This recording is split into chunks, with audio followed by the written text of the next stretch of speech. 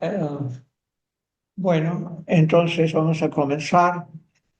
Señor decano, señora profesora, señora expositora y profesora, y señor vicedirector, señoras, señores presentes, en especial una de las autoridades más importantes en derecho de la integración, el doctor Carlos Molina del Pozo, quien ha tenido la bondad de conectarse realmente por un asunto de interés como es la exposición de la doctora Virginia Saldaña Ortega.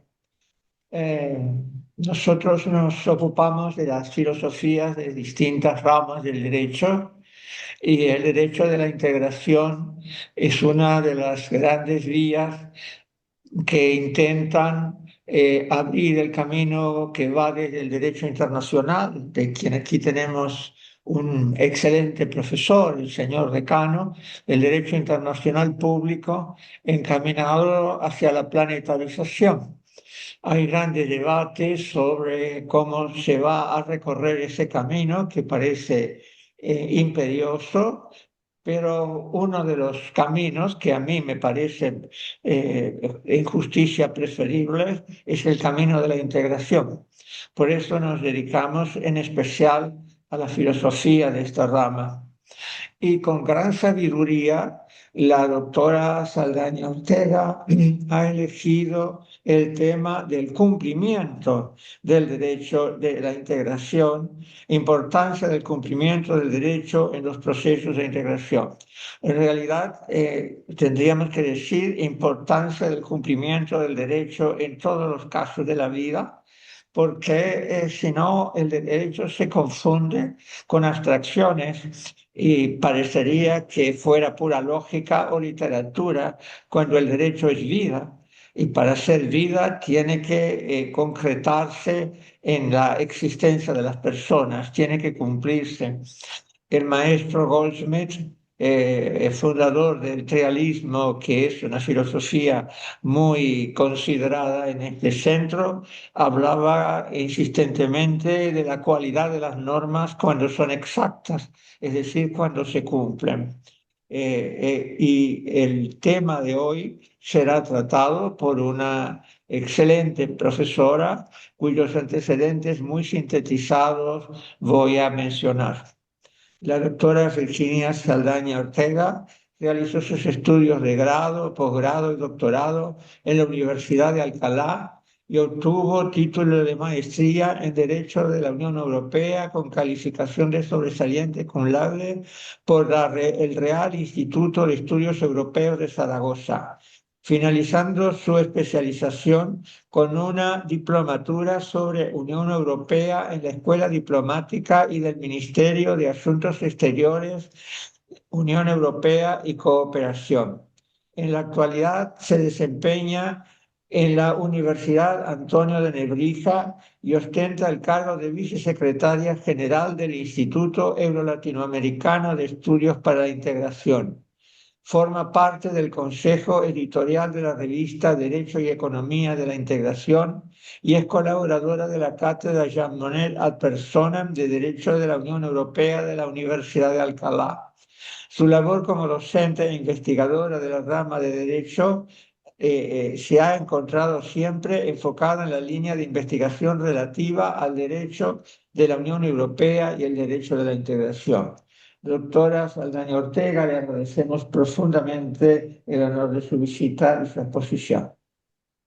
Bueno, muchísimas gracias, profesor Piero Caldani. El honor, desde luego, es mío poder estar aquí ya por segundo año con todos ustedes, con la Universidad de Rosario, que ya considero mi casa institucional, por supuesto, siguiendo además los pasos de mi querido maestro Molina del Pozo, que además nos acompaña y le agradezco enormemente, que siempre está apoyándome allá donde vaya. O sea, que eso es para mí un honor y un privilegio, ¿no? Muchas gracias también a nuestro querido decano y a los profesores que nos acompañan por estar aquí en el día de hoy. Y hoy estoy muy contenta porque he podido abordar con esta tarde y lo que hemos realizado en la mañana, dos aspectos que yo considero que son esenciales en lo que es cualquier proyecto de integración, ¿no?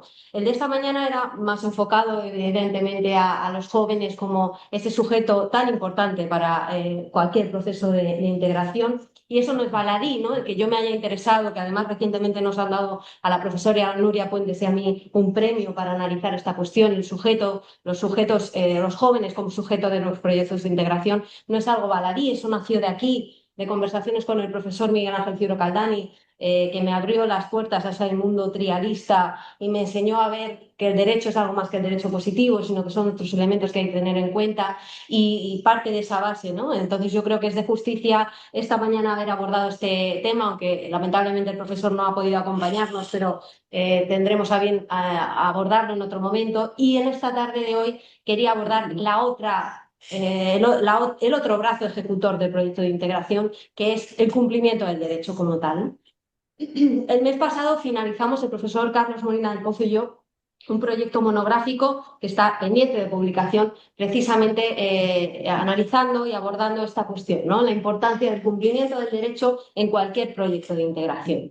Y esto lo hemos venido analizando a lo largo de ya 10 años. Yo empecé con el profesor a colaborar hace 10 años y la primera investigación que realizamos fue precisamente el incumplimiento del derecho por parte de los estados de la Unión Europea. Y en este recorrido de estos 10 años hemos podido aprender y hemos podido analizar algunas evoluciones muy sustanciales de lo que, lo que implica el cumplimiento del derecho de la Unión Europea y algunos elementos que todavía hoy pues, siguen siendo una tarea a realizar por parte de todos los estados, ¿no?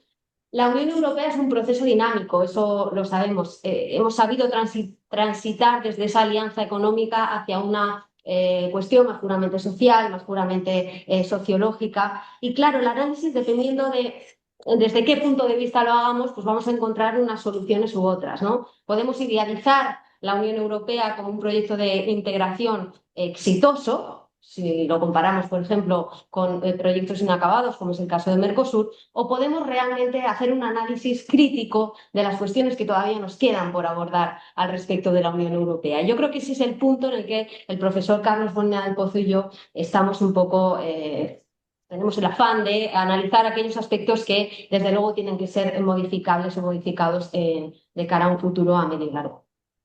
Y el verdadero motor de la integración, de cualquier integración, la columna vertebral, que es discreta pero es indispensable, es la aplicación del derecho común, ¿no? Aparte del posicionamiento que tienen sus gentes en todo lo que es el proyecto de integración, venimos criticando que no se puede integrar si los integrados no saben que se están integrando.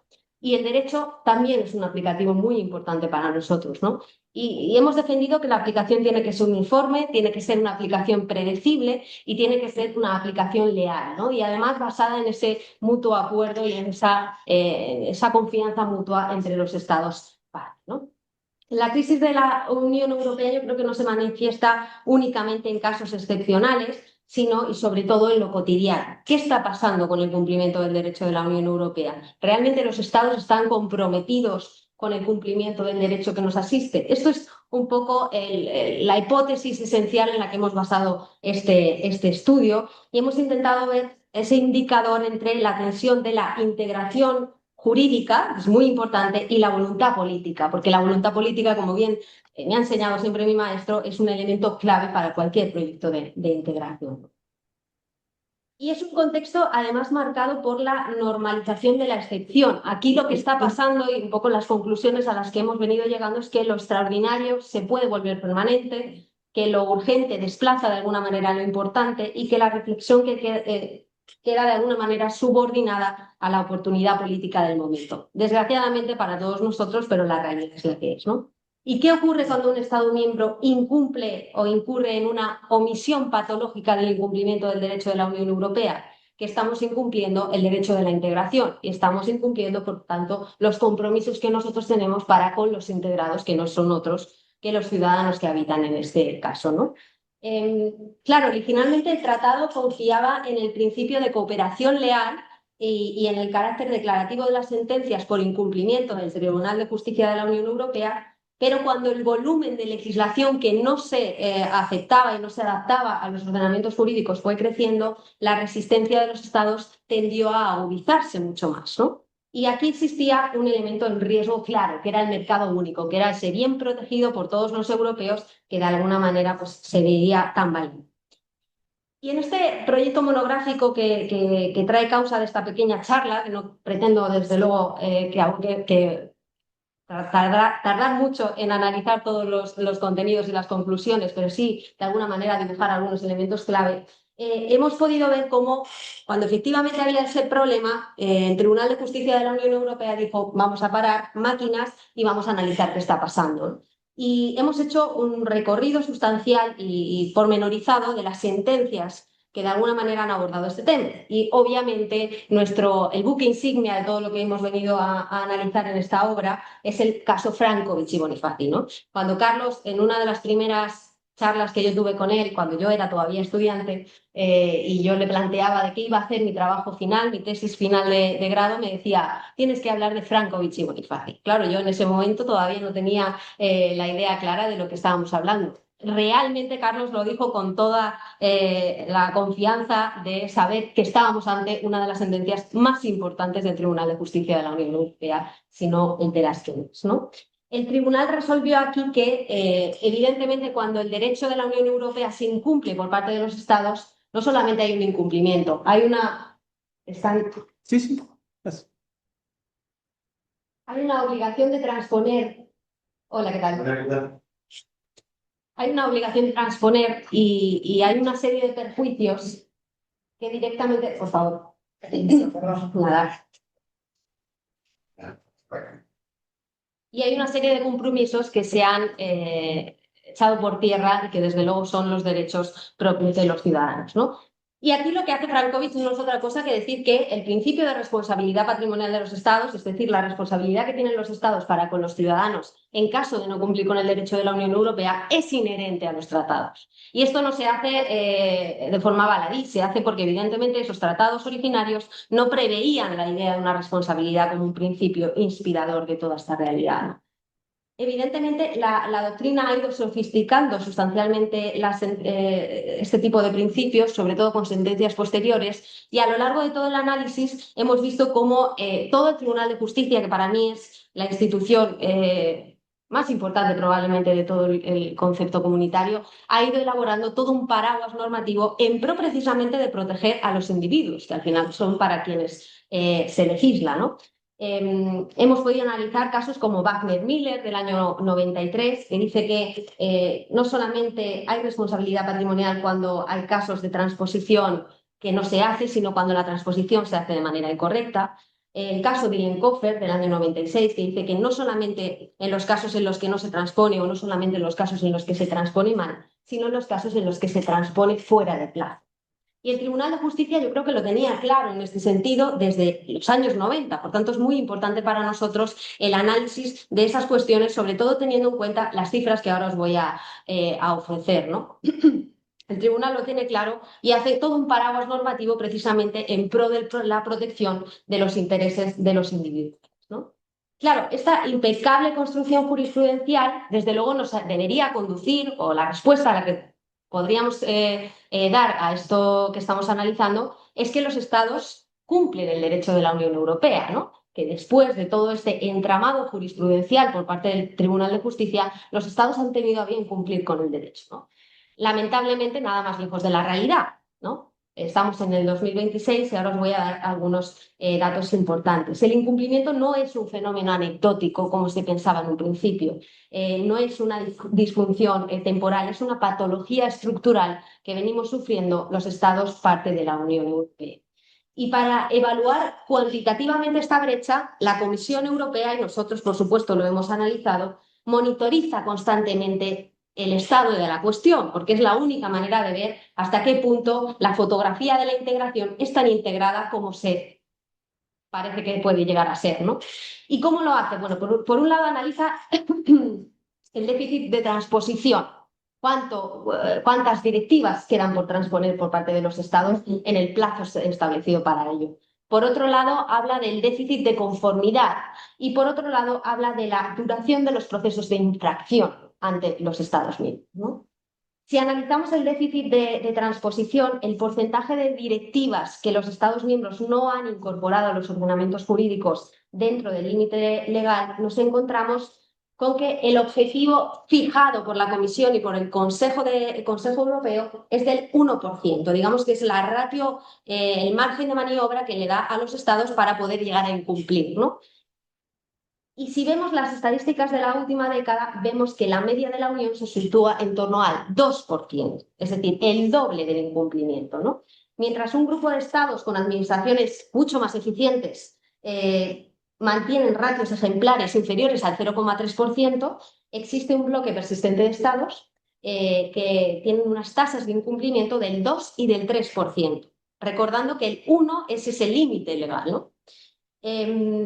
Aquí tenemos, bueno, ya lo compartiré con Diego por si se lo quieres pasar al resto. Tenemos algunas gráficas que muestran un poco la idea. Evidentemente yo soy española y la realidad de España es lamentable en este sentido. Yo lo siento en el alma porque realmente muestra una falta quizá de compromiso en algunos aspectos que veremos a posteriori, ¿no? España, a fecha de 2024, que es la última que tenemos de esta gráfica, a finales de año todavía tenía por incumplir, por falta de transposición, 27 directivas concretas, ¿no?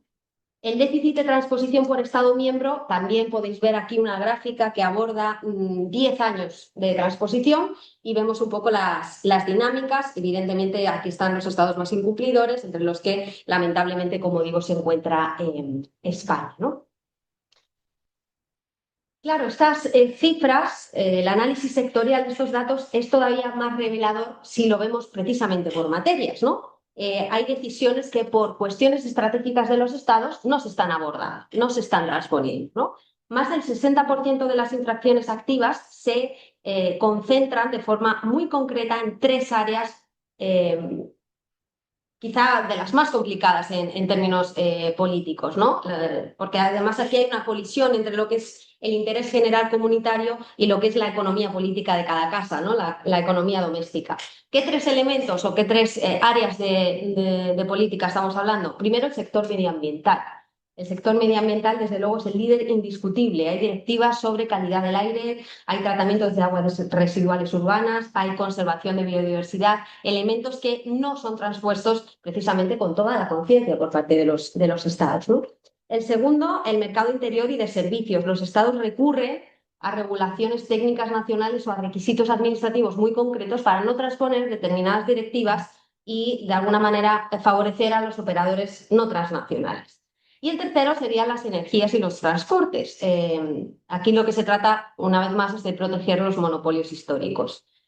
Y cuando estos incumplimientos estratégicos se consolidan y la fase, digamos, de diálogo administrativo fracasa, la Comisión se ve obligada a activar esa vía judicial, ¿no? Esa vía por medio del Tribunal de Justicia de la Unión Europea. Y esto se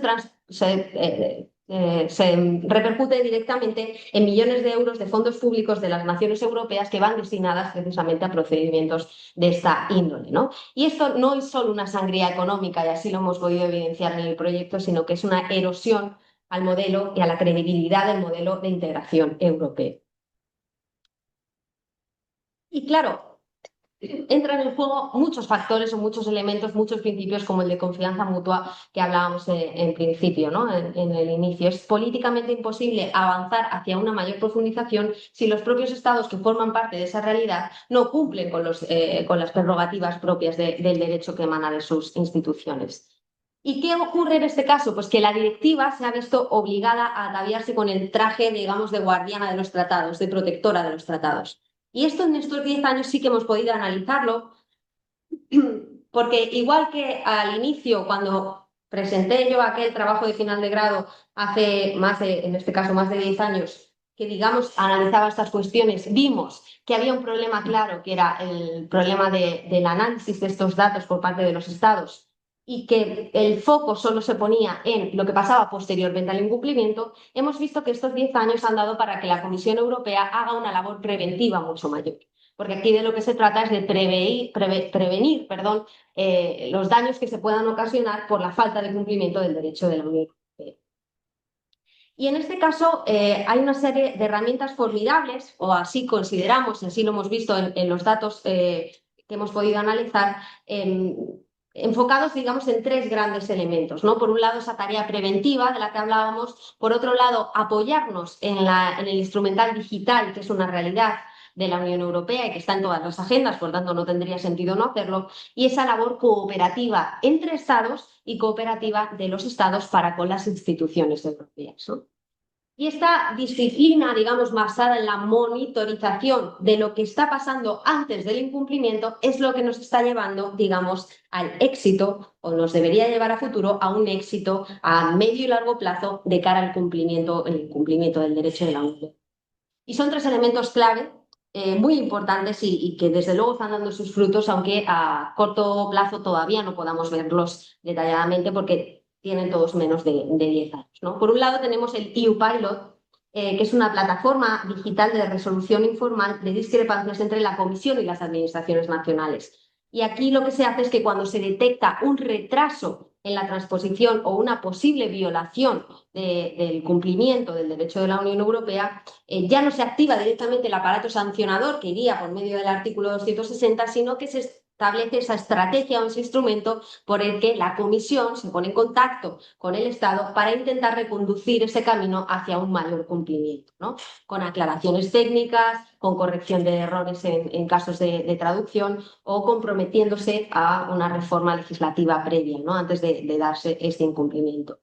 Y esta herramienta, UPilot, está logrando resolver con éxito más del 80% de expedientes. Por tanto, los datos son verdaderamente interesantes de analizar. Y esto es esencial porque evita de forma masiva el colapso del Tribunal de Justicia, que es algo que tememos todos, y permite que el ordenamiento de la Unión Europea recupere la uniformidad antes del incumplimiento por parte de un Estado. La segunda herramienta sería el proyecto TEMIS, que es una plataforma digital de gestión procedimental que lo que hace es operar como un sistema centralizado que monitoriza a su vez algorítmicamente el ciclo de vida de una directiva, de tal manera que los Estados tienen conocimiento de en qué momento finaliza el plazo de transposición, cuánto tiempo les queda de vigencia, y tienen todo un conocimiento desde una plataforma digital para seguir, digamos, el ciclo de vida de cualquier directiva comunitaria. Y el tercer pilar es el instrumento de apoyo técnico. El instrumento de apoyo técnico asume el rol de socio estratégico de los Estados miembros, y es muy importante porque, digamos, financia y promueve a expertos en el mundo jurídico para que ayuden, digamos, de alguna manera a interpretar las directivas, que en muchas ocasiones pueden llegar a ser demasiado técnicas como para que el Estado pueda llegar a realizar una transposición correcta, ¿no? Y esto abre, desde luego, un mar de investigaciones y de análisis, y recoge algunas de las ideas que ya hace 10 años abordamos en ese primer proyecto, que son las relativas a la profesionalización de los agentes implicados. Uno de los principales problemas que encontrábamos en ese momento con esas directivas tan complejas y tan técnicamente tan difíciles de asimilar era precisamente la falta de la profesionalización por parte de los sujetos que intervenían. Y esos sujetos no solamente son las administraciones públicas, son todos los elementos que de alguna manera juegan un rol esencial o especial en esta materia, ¿no? Se nos ocurría, por ejemplo, el caso de la contratación pública, directivas muy concretas que de alguna manera tenían esas limitaciones, porque los sujetos que intervenían en las realidades que afectaban a las directivas de contratación pública no solamente eran administraciones, eran licitadores, ¿no? Eran empresas que de alguna manera tenían esa directa implicación con esta realidad. Y yo creo que España, en este caso, por poner un ejemplo y ya ir finalizando esta pequeña exposición, España en este caso, lo acabamos de ver recientemente a principios de este mes de junio, hemos visto cómo España llegaba tarde a la transposición de la directiva sobre transparencia salarial. Y estamos en el 2026, en junio del 2026. Hay elementos que todavía quedan por reestructurar, porque desde luego estados como España no pueden permitirse, de cara a esa de cara a la galería, no deberían permitirse saltarse a la torera de directivas como la relativa a la transparencia salarial, porque desde luego impactan directamente contra un sector de la sociedad muy concreto y contra una política pública que es la política de...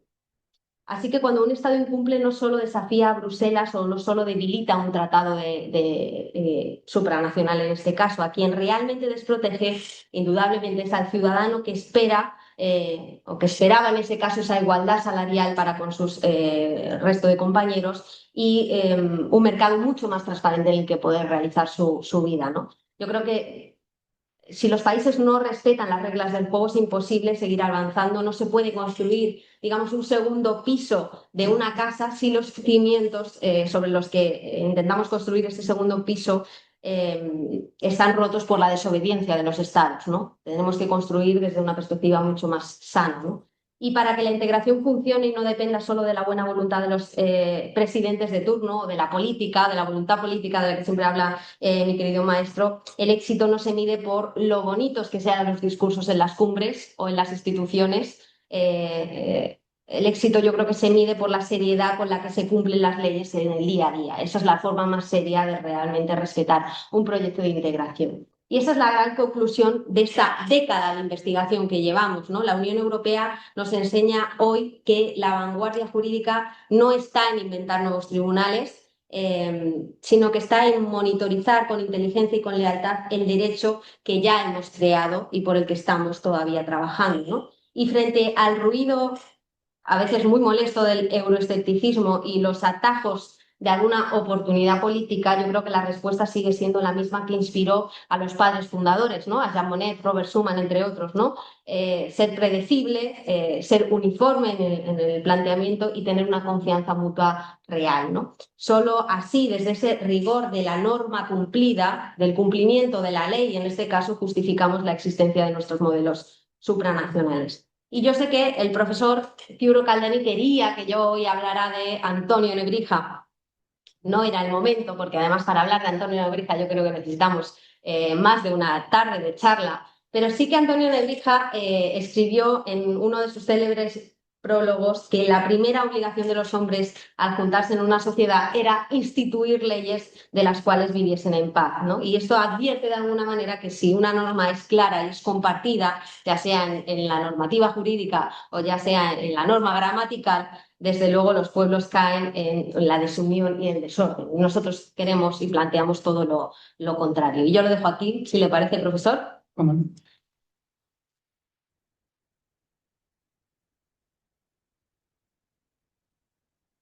Muchísimas gracias, un panorama muy esclarecedor.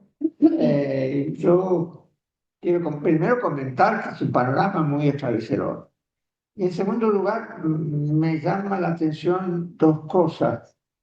Una, cuáles son los estados más incumplidores, porque indica también un compromiso con el proceso de integración, pero también una idiosincrasia de cumplimiento o incumplimiento.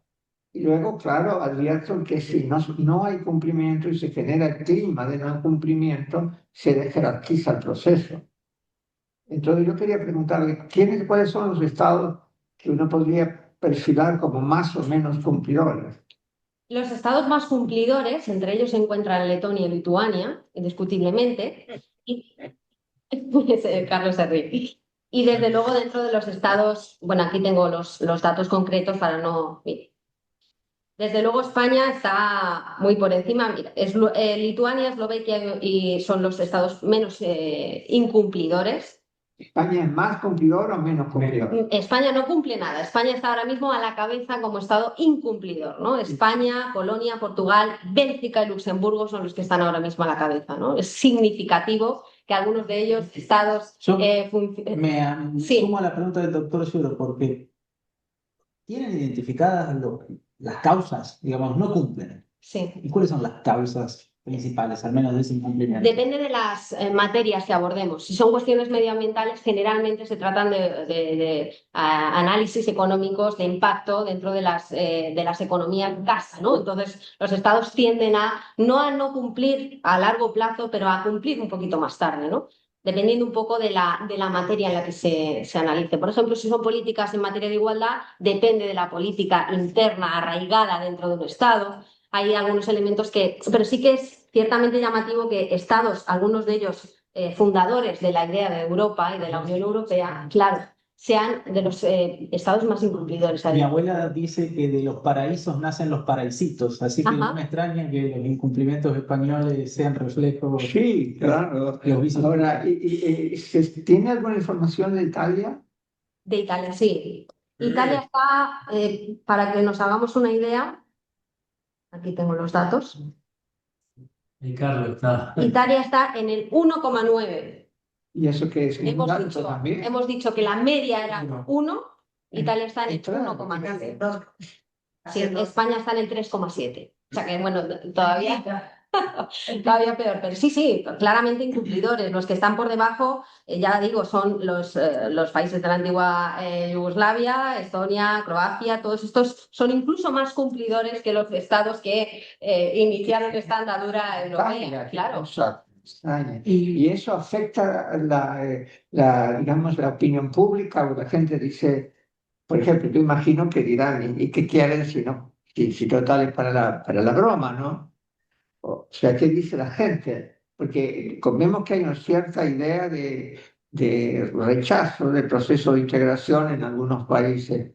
¿Y tiene algo que ver el incumplimiento o es por algunas otras razones el rechazo? Buena pregunta, es decir, los gobiernos que los países incumplidores lo toman como una política frente a la gente que vería con eventuales buenos ojos, no, yo no, bueno, el rechazo a los procesos de integración. Yo no creo que lo hagan con esa dinámica o ese interés político de cara a la ciudadanía. Yo creo que la ciudadanía directamente no está impactada por esta realidad porque volvemos a lo que comentábamos esta mañana. Falta información para la ciudadanía y falta un compromiso de la ciudadanía, pero precisamente porque no se sienten parte de la... Claro, es que muchas veces esa es la gran problemática, ¿no? Hemos demonizado, sobre todo los medios de comunicación han hecho un flaco favor a lo que es la idea de Europa. Muchas veces los propios medios de comunicación hablan de Bruselas como ese elemento que está ahí, que nos pone impedimentos, que muchas veces tiene la culpa de todo. Y eso la sociedad de alguna manera que no se ha preocupado por saber lo que es la idea de Europa, y ojo, tampoco las instituciones enseñar lo que es la idea de Europa, pues están un poco en esa dinámica en la que no se sienten dentro de ese equipo, ¿no? Digamos, esa es un poco la dinámica, por lo menos en el caso de España, Carlos, no sé qué... Sí, bueno, lo primero, felicidades porque una vez más has hecho un magnífico papelón, ¿no? Así que enhorabuena. Y estoy a veces riéndome porque, claro, los datos a los terceros países les puede extrañar. Yo recuerdo que, bueno, se saca anualmente un informe sobre el estado de cumplimiento de las directivas y del derecho comunitario en la Unión. Y ese informe nos va señalando desde in illo temporellano, pues cómo es la situación en cada país de cumplimiento. Yo recuerdo cuando Gran Bretaña estaba dentro de la Unión, que Gran Bretaña era el Estado miembro que cumplía al 100% la normativa comunitaria. Y España en ese momento estaba en una situación de la mitad para arriba, es decir, era bastante cumplidor. Y curiosamente, dos estados que eran bastante incumplidores eran Francia y Alemania. Curiosamente, estaban por abajo. Y también Italia, se me olvidaba, porque el profesor Ciuro preguntaba por Italia.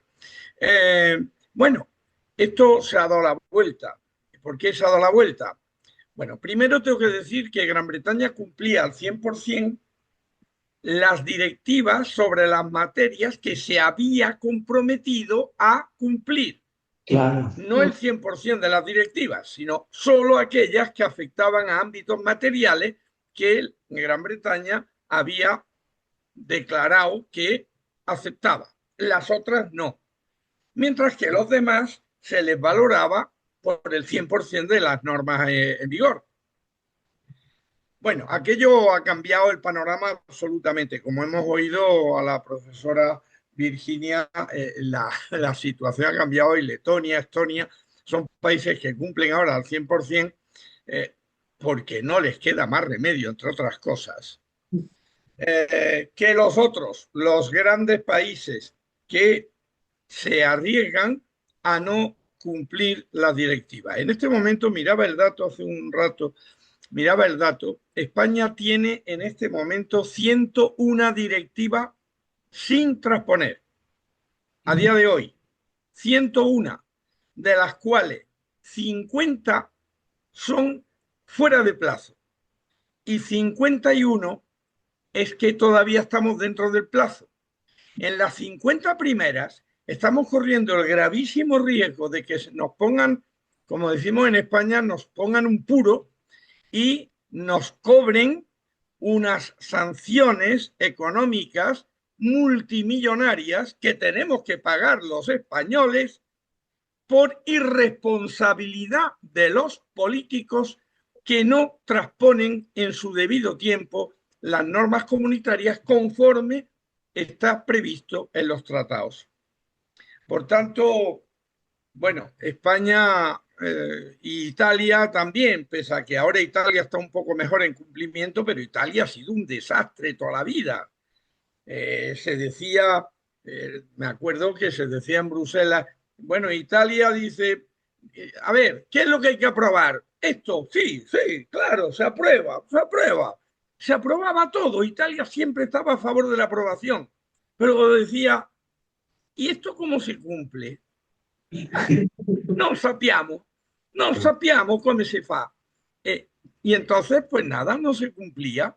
Así que se aprobaba todo, pero no se cumplía casi nada. Nosotros no hacemos eso, colaboramos en la aplicación y en la adopción de las normas, lógicamente, pero hay muchos problemas de tipo político internos que evidencian la imposibilidad de poder transponer. Y eso nos pone en situación de que estamos expuestos a que el Tribunal de Justicia nos imponga fuertes sanciones económicas. Primero, la Comisión Europea y luego, a través del procedimiento correspondiente, lleguemos a la multa coercitiva por parte del Tribunal de Justicia. Así que esa es la situación en la que estamos.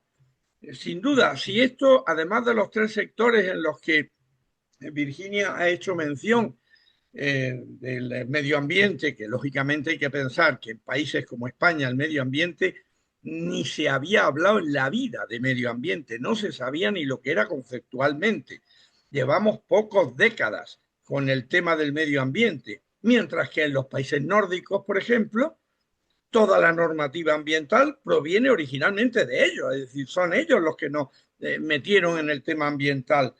Y por tanto ellos siempre estaban dispuestos a ampliar y hacer normas más favorecedoras para el medio ambiente, y los países que éramos aprendices de brujo porque no sabíamos ni siquiera el concepto, pues claro, teníamos unas graves dificultades porque eso implica unas inversiones económicas por parte de los estados muy complicadas para el caso de España, por ejemplo, o de Italia, que teníamos otras magnitudes más importantes en nuestra entonces opinión para abordar, ¿no? Así que hay que tener en cuenta que el medio ambiente, el tema mercado interior, mercado único y por supuesto ahora energía, transportes, claro, pues habría que añadir uno más, que es el cumplimiento del artículo 2 del Tratado de la Unión Europea, que también lo abordamos en el estudio, en el proyecto que Virginia ha estado mencionando, porque ahora está de moda no cumplir el artículo 2 y hay países que lo sabemos todos, Hungría, primero Polonia, después Hungría, después Eslovaquia, bueno, y están incumplen el derecho comunitario, se saltan a la torera las decisiones de la Unión Europea, no las cumplen y los demás sí. Entonces, esto hay que ponerle también freno. Y no nos basta el artículo 7 del Tratado de la Unión, porque es un artículo que hoy por ti, mañana por mí. Como sabemos todos que algún día vamos a caer, pues uy, me abstengo de sancionar, porque, y como hace falta la unanimidad para que se aplique, pues no se aplica. Y ahí estamos con años y años de procedimiento para sancionar a Hungría o a Polonia. Cuando ya se ha resuelto, Polonia ya está cumpliendo, porque ha dado tiempo hasta que cambie de presidente, ¿no? En fin, es un tema muy complejo, pero que también lo quería mencionar, porque es el tema que afecta a los derechos fundamentales y al cumplimiento de los valores del artículo 2 del Tratado de la Unión, ¿no? Sí, Artículo 6 y artículo 2. creo que sería lindo también saber cuál es el índice de cumplimiento de las normas internas, para saber cuánto realmente estos países aprecian la integración. Porque si no cumplen ninguna, es porque es su manera de ser. Pero si cumplen las internas y no cumplen las de la integración, me parece más grave. Y eso tal vez habría que estudiarlo. Les recuerdo que en la Argentina hubo un gran profesor de filosofía del derecho, fallecido joven, Carlos Santiago Nino, que escribió un libro que se llama Un país al margen de la ley. La Argentina es un país al margen de la ley, no solo, digamos, en algún convenio internacional, sino en lo interno. Y yo quería saber cómo es, pero es un tema muy interesante y me agrada mucho que lo hayas planteado porque denota una maduración filosófica importante. Que a uno le importe saber si se cumple es muy importante. ¿Eh? Bueno, ¿y qué más comentarios hay? Sí, yo quería hacer un comentario adicional. Virginia, bueno, está también el profesor Molina del Pozo, especialistas en integración y sobre todo la Unión Europea. Este dato, los datos que vos nos traes, un panorama muy claro, como recién señalaba el doctor Cero, estos datos, más allá de la necesidad de reforzar o velar por el cumplimiento, que es cierto. Lo pregunto con la libertad que da alguien que no está en el tema, como personas que ustedes sí están en el tema. No lleva, no necesariamente para hacer con un balance negativo, pero no lleva a una reconsideración en la medida de que si los índices de incumplimiento son muy grandes, hay algo que en las normas no alcanza a reflejar un sentir concreto. Es decir, si son de tantas las normas, es como tirar a la pared papeles y que del otro lado reboten sin pregnancia. Y quiero decir, porque nada peor que una norma que nace muerta, que no tiene ninguna fuerza de convicción. Claro. Eso es una cuestión que, no sé, me parece a mí, y sin estar en el tema, especialistas como ustedes, y ustedes seguramente desde la disciplina pueden identificar muchas causas que a mí jamás se me representarían, pero me hago la pregunta, digamos, ¿como cuánto seguir produciendo cosas que sabemos que... Claro, es que si analizas desde una perspectiva un poco más pormenorizada lo que son los datos Sí. de, sobre todo los 15 últimos años, te das cuenta, hay un perfil muy claro de tipo de directiva que ya no tanto, pero que hace en torno a los 5 o 6 años y más para atrás se venía practicando, que era una directiva excesivamente técnica, un tecnicismo que los estados de alguna manera no eran capaces de asimilar de una forma clara. Okay. Y ahí encontrábamos uno de los primeros problemas, ¿no? Claro, esa dinámica cuando se vuelve ya una costumbre generalizada, pues genera un problema mayor. Pero la realidad es que este problema de incumplimiento, si nos ceñimos ciertamente a los datos concretos de, por ejemplo, la última década, se ve claramente que las directivas más técnicas, las que van relativas o encaminadas, por ejemplo, a cuestiones relativas al medio ambiente, cuestiones que verdaderamente los estados todavía no tenían analizado o interiorizado como un elemento clave de su ordenamiento jurídico, ahí es donde realmente se encuentra el patinazo, digamos, de los estados de cara al cumplimiento, ¿no? Ese es el principal problema. Por lo menos así lo hemos podido evidenciar con los datos, es el tema de los tecnicismos dentro de las directivas, que muchas veces era un marco tan concreto y era tan difícil salir de esa dinámica de concreción, pese a lo que se quería conseguir era un objetivo concreto, que los estados se veían muy limitados el cumplimiento en términos de tiempo, ¿no? Sí. Yo querría, perdón, ¿puedo hablar? Por favor, claro. No, es que en relación a la pregunta y abundando en lo que dice Virginia, bueno, primero decir que estamos queriendo poner el dedo sobre la llaga de todos aquellos casos de incumplimiento por la responsabilidad que le corresponde al Estado incumplidor. Pero el derecho comunitario sí que se aplica y sí que se cumple.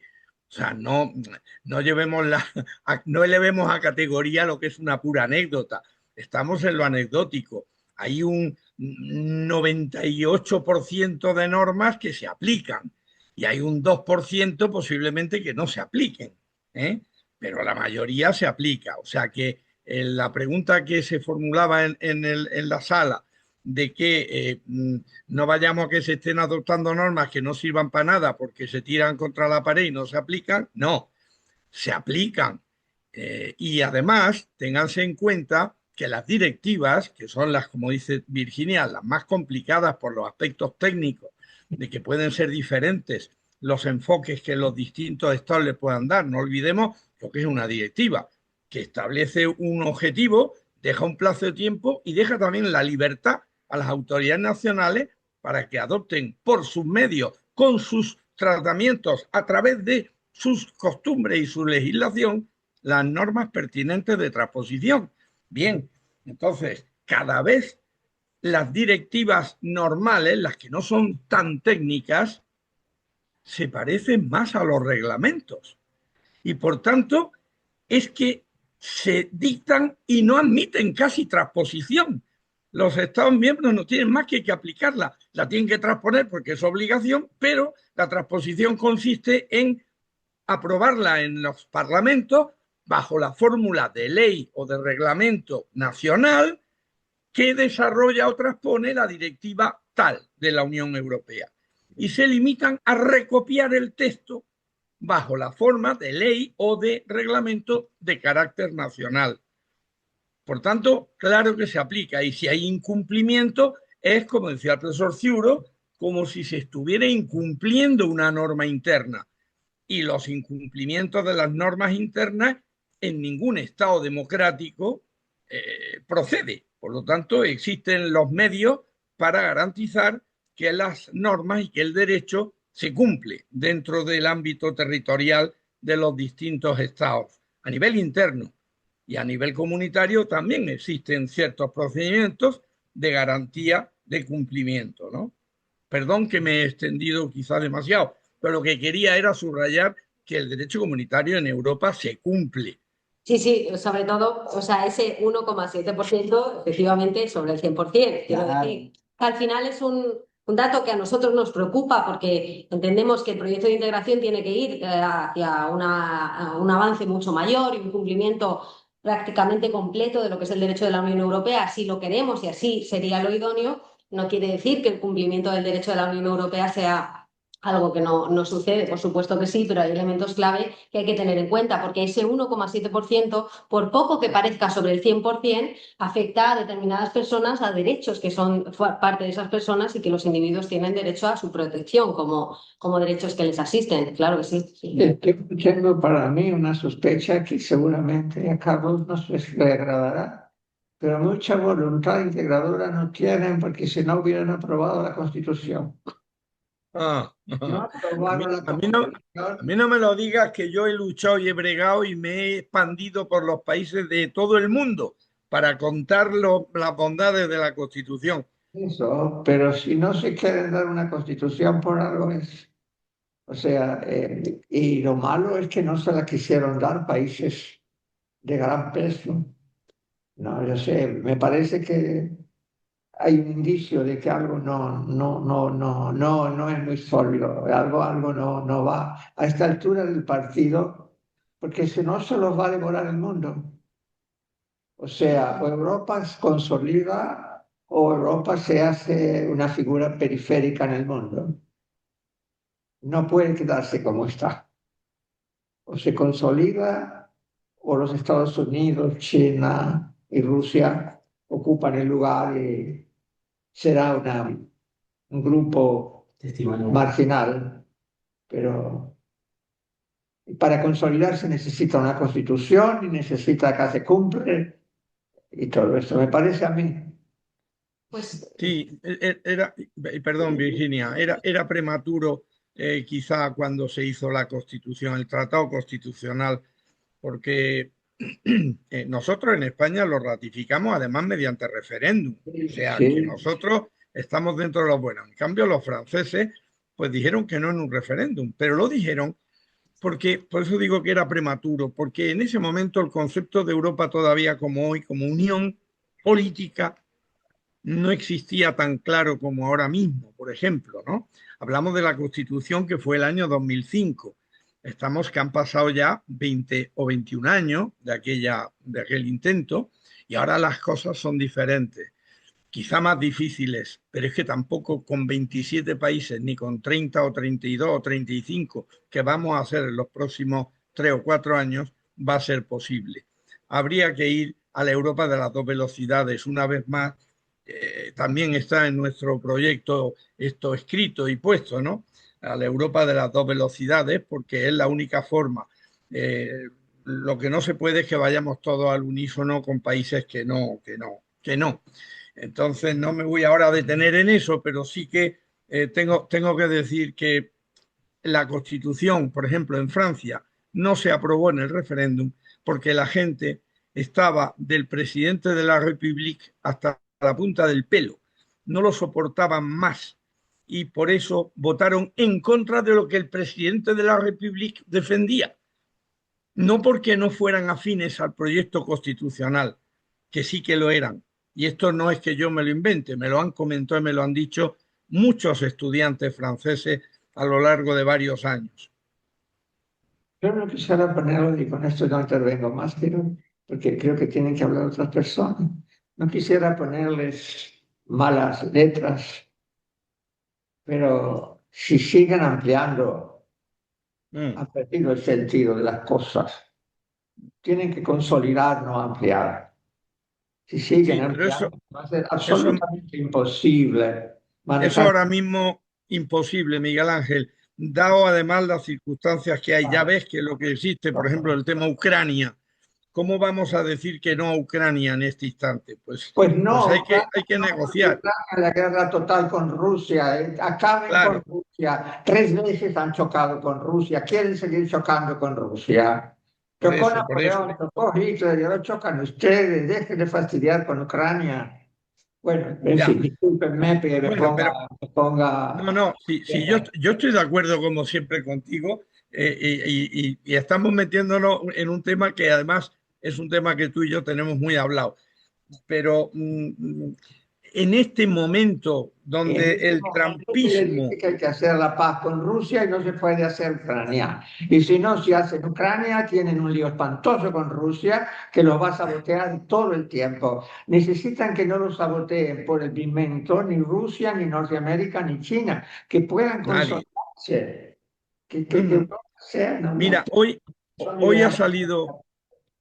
una hoy persona. ha salido una noticia en los periódicos hoy, y es que el presidente del Consejo Europeo, el portugués, lo han erigido como portavoz, ya que hay Estados miembros que con Rusia no quieren ni verla y otros que sí, lo han erigido en portavoz de la Unión Europea para empezar a hablar con Rusia, con Putin. Claro. De modo que hoy se ha empezado esa proyección de lo que es el futuro. ¿Eh? Ojalá tengan mucha suerte. ¿Qué otras intervenciones hay? Sí, no, perdón. Que en la oportunidad del comentario de Diego, a mí me surgía la duda si no existía como algún plazo más para que puedan transponer las directivas, los países que son incumplidores. Y la segunda consulta es si a raíz de este tratamiento de prevención que están haciendo y darle un seguimiento pormenorizado, que creo que ha sido muy bueno porque han podido revertir el 80% de los casos, sino tienen también como un enfoque especial, sobre todo para estos casos de los incumplidores más intransigentes que... Bueno, claro, el procedimiento, una vez un Estado incumple, sí que es cierto que hay una serie de medidas coercitivas y de suma al tanto alzado que lo que hacen de alguna manera es obligar al Estado al cumplimiento, ¿no? Cada día que incumples, una vez has pasado el paso de transposición, es una suma de dinero importante. Estamos hablando, por ejemplo, en el último caso que vimos, que era sobre una directiva, sobre un tema de medio ambiente, de ciudades sostenibles y esto, creo que eran como 150.000 euros al día o algo así, ¿no? Claro, esa suma constante, pues al final hace no solamente la suma tanto alzado, que serían X millones de euros, más luego esa suma diaria. Eso es lo que hace precisamente es encaminar, digamos, al Estado incumplidor al compromiso de cumplir con la directiva. Y consigue, de alguna manera, ¿no? Pero de lo que se trata, o la clave de todo esto es intentar prevenir esa idea de llegar hasta ese procedimiento, porque al final es un procedimiento costoso tanto para las instituciones como para el Estado incumplidor, que luego además se puede demorar en el tiempo. En fin, es un procedimiento que de lo que se trata precisamente es de erradicarlo, ¿no? Y poner las medidas antes de que pueda surgir la herida, ¿no?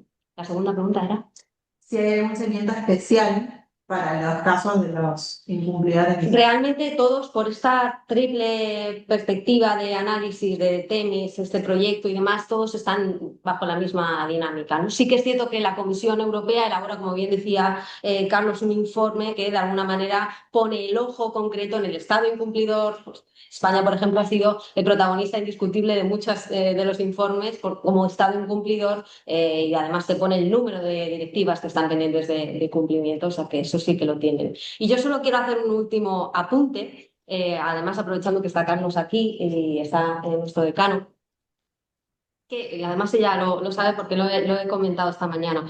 ¿Qué es lo que he aprendido yo en este mes de Argentina? Argentina tiene algo que yo creo que Europa no tiene, y es, por ejemplo, en esta cuestión de los mundiales, ¿no?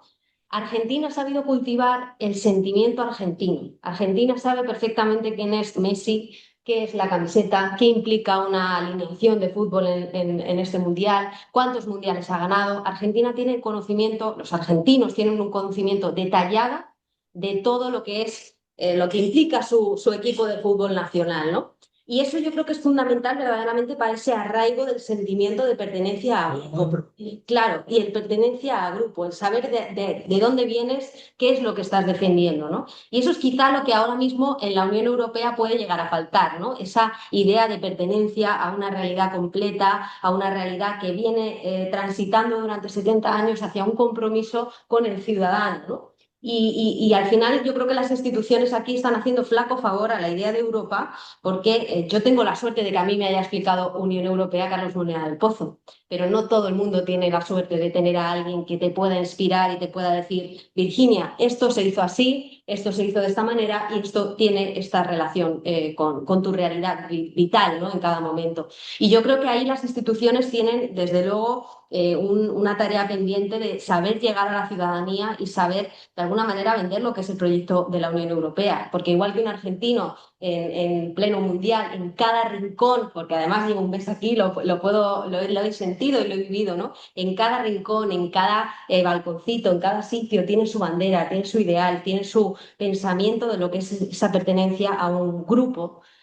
La Unión Europea tiene que tener la misma idea, ¿no? El mismo ideal. Y yo creo que en este sentido nuestro enfoque tiene que estar, como decíamos esta mañana, en esos jóvenes que no tienen ni idea de lo que es el proyecto comunitario, ¿no? Que no tienen ni idea de por qué pueden transitar libremente, por qué no tienen que hacer un cambio de moneda. Este tipo de cuestiones de alguna manera tienen que ser vendidas, porque no solamente vale con haberlo hecho, tienen que ser contados para que verdaderamente esa paz y prosperidad dure a futuro plazo, sin duda, ¿no?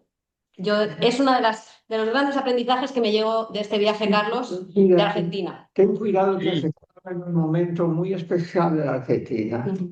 No es la Argentina de siempre. La Argentina conoce el odio como pocos países, tal vez como España. La Argentina se odia profundamente. Es un país absolutamente escindido y es una decisión que de cierto modo heredamos de la idiosincrasia española. España tuvo 8 siglos de guerra civil, no de reconquista. España tuvo guerra civil y guerra civil. La Argentina no entra en guerra civil porque es italiana. Y los italianos son más difíciles de entrar en guerra civil. Pero la Argentina no es un país consistente internamente. O sea, hay un odio increíble. Lo que pasa es que ha venido en un momento en que el fútbol los unifica. Y los unifica enormemente. Pero pasa el fútbol, ganan el campeonato y siguen odiándose de una manera. Tendrías que, ¿sabes cómo puedes conocer a Argentina? Entra en las redes. Las redes son un monumento al odio. Y eso lo conocen ustedes. Y eso creo que hay que decirlo. Ahora, yo creo que Europa fracasó en una gran cosa, en construir la cultura común. Europa pensó que por la economía podía unir un continente y tenía que formar una historia de Europa, la historia de la europeidad. ¿Ustedes enseñan historia de la europeidad o enseñan las historias de los países particulares? Si ustedes le enseñan los odios entre Francisco I y Carlos V, nunca van a tener unidad. Tienen que encontrar, me comprenden lo que quiero decir, lo que los une. Y yo no sé si realmente encuentran lo que los une. No es el comercio no une, une la historia, une el pasado, une la cultura, une también. Yo diría que, por ejemplo, me parece que Francia es un país más unido, aunque tiene problemas muy graves, pero España es un país muy lleno de odio y eso es, me parece que hay que tenerlo en cuenta. Ahora, si ustedes pudieran conseguir contar la historia de la europeidad, por ejemplo, a mí me gusta mucho, no sé si recuerdo mal, que en Bruselas estaba la avenida Carlomagno y me pareció una cosa muy linda. Yo cada vez que veía la avenida Carlomagno, esto es lo que tiene que hacer. Hablen de Carlomagno, hablen de lo que los une. Yo tenía un sueño, hacer una universidad latinoamericana, pues no se hizo. Pero el sueño de construir la cultura, me parece a mí. La Argentina no tiene una cultura común, la Argentina tiene dos historias muy, muy, muy contrapuestas. Realmente, me parece a mí, no sé si ustedes que son argentinas lo comparten, pero hay dos historias y se insultan y se dicen cosas Porque se ha horribles. visto exacerbado los últimos 15. ¿Cómo, querido? Se ha visto exacerbada esa división, esa grieta, Sí, los últimos 15 años hasta niveles intolerables de odio, digamos. pero siempre nos hemos ido. Fíjate que hemos tenido una de las dictaduras más sangrientas de la posguerra. Y esa dictadura se hace porque había una revuelta y porque la revuelta no respetaba la dignidad humana y entonces los represores no respetaban la dignidad humana y hemos matado mucha gente inocente y después explicar eso.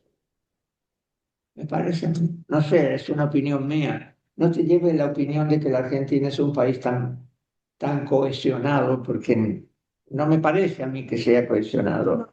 Pero ahí tenemos un sentido único. Pero iba a acotar a propósito de esto del odio, lamentablemente se vio reflejado incluso con las actitudes que han tenido argentinos en Brasil, que han sido procesados, ¿no? Por precisamente Lo que violar tiene, derechos y libertades de las personas. lo que tiene Argentina es la identificación de no muchas, creo que me sobran los dedos de una mano, causas nacionales, detrás de las cuales se encolumna mucha gente y sale a relucir una golpe. Uno es el fútbol, otro es la cuestión Malvinas, la educación pública, seguir la educación universitaria, pero no te creas que hay muchos más elementos que encolumnan a toda la nación.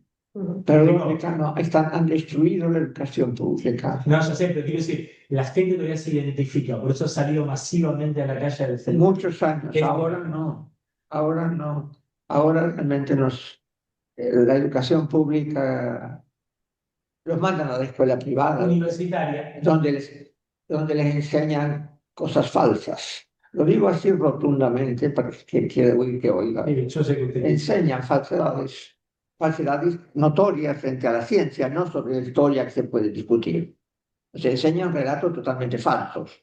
la religión. ¿Dónde va? Y enseñan eso y la gente va a escuchar eso y paga para escuchar eso. Debe odiar enormemente a la educación pública, a la que yo pertenezco. Yo soy la educación pública. Pero me deben tener una desconfianza enorme. No lo mandan a mí, que les di la vida. Lo mandan a una escuela que les miente. No hay tanta unidad. Nosotros, yo les di 64 años de mi vida y lo mandan a la Avenida Pellegrini, donde está la Universidad Católica. y la UAI, no sé, están las tres. Y las tres están en la Universidad de la Avenida de la Cruz, cierto. Bueno, me parece una intervención extraordinariamente buena, que nos ha planteado cosas muy lindas. Seguramente el decano querrá decir algo. Espero que le haya pasado bien, que haya encontrado en esta facultad lo que procuramos, que es la apertura al elemento extranjero, que se haya sentido como en su casa, se lo dije el otro día, lo ves, y están las puertas abiertas para el desarrollo profesional, intelectual, es que Carlos lo sabe, así que anualmente nos visite, creo que humildemente le puede dar fe de eso. O sea, una nueva estancia de una cantidad Seguro de que profesores. Lo que sí te voy a decir, si tuvieras que juzgar a los argentinos por los que están aquí presentes, sí son buena gente, o sea, Menos mal. pero no todo el mundo es como los que están aquí. ¿Ah? Hoy Carlos, tuvimos sesión del Consejo Directivo, está el doctor Miguel, consejero, tuvimos sesión. La adelantamos para poder ver el partido y bueno, nos hemos quedado ex profeso para escuchar la profesora. Voy a mirar el partido, muy cagato como para estar acá. Muchas gracias. Muchas gracias. Gracias, Virginia. muchas gracias a todos. Y gracias al doctor. Gracias, Carlos. Gracias a vosotros. Un abrazo muy fuerte. Un saludo, beso profesor. a Un Virginia. Querido decano, muchas gracias por darnos acogida, y siempre estar en el grupo, de los que pensamos, como dice el profesor Ciuro, de los que estamos aquí, aunque sean los que estamos aquí. Eso. Sí, sí, sí. Buenas noches. Un abrazo fuerte. Buenas noches. Chao. Chao, buenas noches. Claro.